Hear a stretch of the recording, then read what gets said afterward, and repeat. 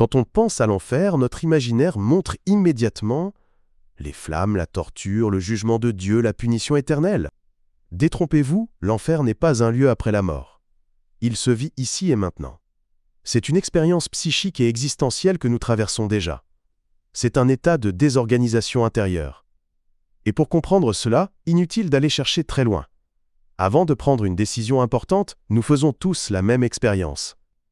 Une partie de nous veut aller dans une direction. Une autre tire exactement dans l'autre sens. Et parfois, une troisième arrive, brouille le jeu et sabote toute tentative de compromis. À ce moment-là, une question surgit, souvent sans même qu'on la formule. Mais combien on est à l'intérieur? Ce n'est pas de la folie. C'est l'expérience ordinaire de la division intérieure.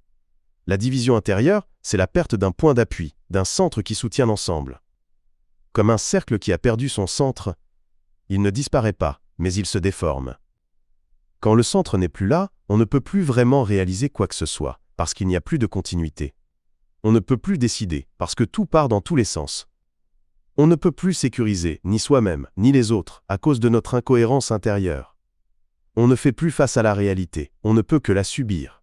Et la paix devient impossible, parce que l'enfer se déchaîne à l'intérieur. L'enfer commence exactement là, quand il n'y a plus de centre à partir duquel vivre, décider et agir. Alors le mental est envahi par des pensées qui se contredisent, par des idées déconnectées d'une lecture juste de la réalité. L'émotionnel déborde. Ou se fige, gaspillant l'énergie vitale dans l'agitation ou le blocage. L'être perd sa capacité d'adaptation, parce qu'il n'arrive plus à accueillir ce qui lui arrive, tel que c'est. Le relationnel se déforme. L'autre devient une menace ou un miroir douloureux. Apparaissent alors la jalousie, la comparaison, le ressentiment. À ce stade, on ressemble à ces fous, qui se débattent contre des fantômes invisibles, épuisés par des combats qui n'existent que dans leur propre désordre intérieur. L'image d'un Dieu qui juge et condamne est une projection humaine. Car seul l'homme juge et condamne. Le jugement est humain. Et il est la conséquence directe de la division intérieure. Dieu ne juge pas. Il ajuste.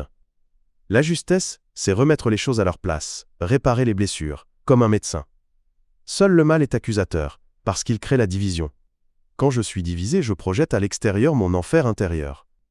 Quand je suis unifié, je comprends, je fais face, et je répare. L'enfer n'est donc pas la souffrance en soi, car la souffrance fait partie de l'expérience de la vie. L'enfer est un signal. Le signal d'une rupture de l'unité intérieure, la perte de la juste orientation. Et cette désorientation produit la confusion, l'agitation, la rigidité, la peur, la fermeture. On ne sait plus comment se positionner, ni intérieurement, ni face aux événements. Alors le mental s'emballe, l'émotionnel déborde, et l'être se désorganise. Pourquoi l'homme s'habitue-t-il à sa division intérieure? Pourquoi, mes frères en humanité, ne nous battons-nous plus pour l'unité? Voulons-nous vraiment voir souffrir les autres quand notre enfer intérieur se manifeste? Voulons-nous vraiment rester prisonniers de l'enfer, même après la mort? Osons nous regarder avec courage et vérité, pour rassembler ce qui a été divisé, pour redevenir un.